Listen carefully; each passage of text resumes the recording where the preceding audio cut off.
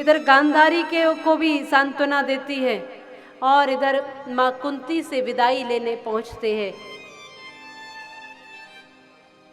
कुंती को प्रणाम किया।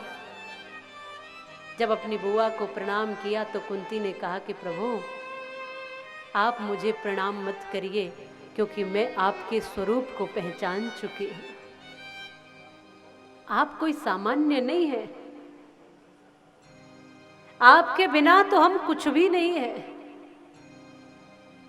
भगवान कहते हैं कि अब मुझे आज्ञा दीजिए द्वारिका जाने की। अब राज्य पांडवों को मिल गया, सब कुछ व्यवस्थित हो गया, अब मुझे आज्ञा दीजिए। कुंती कहती है प्रभु मुझे प्रणाम करके आज्ञा मुझसे मत मांगिए, आप बड़े हैं, मैं ये जान गई हूँ आपके बड़प्पन को।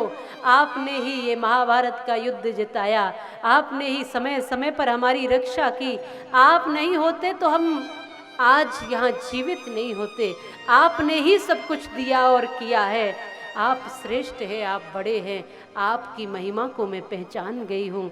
भगवान ने कहा अगर पहचान गई हो तो कुछ और मांगना चाहती हो तो मांग लो। आज बुआ कुंती ने कहा कि वैसे तो प्रभु कुछ नहीं चाहिए, पर यदि कुछ देना चाहते हो जाते जाते तो मुझे दुख देकर जाइए।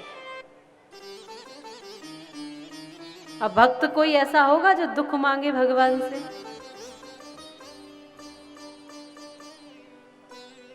ये दुख मांगती है।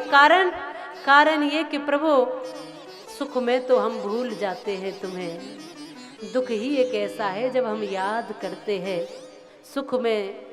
दुख में सुमिरन सब करे, सुख में करे न कोई, और जो सुख में सुमिरन करे तो दुख काहे होए।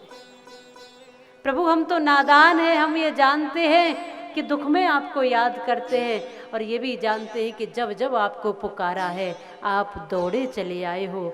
इसलिए आपका दर्शन पूरे जीवन होता रहे, चाहे कितने भी कष्टों से हमें जूझना पड़े, कितने भी कष्ट आए, पर आपका दर्शन सदैव होता है। अब सुख आया तो आप जाने लगे, जब दुख आता है तो आप आते हो। प्रभु ये दुख बेशक बना रहे पर आप कभी हमसे दूर न जाओ, ये इच्छा हमारी है।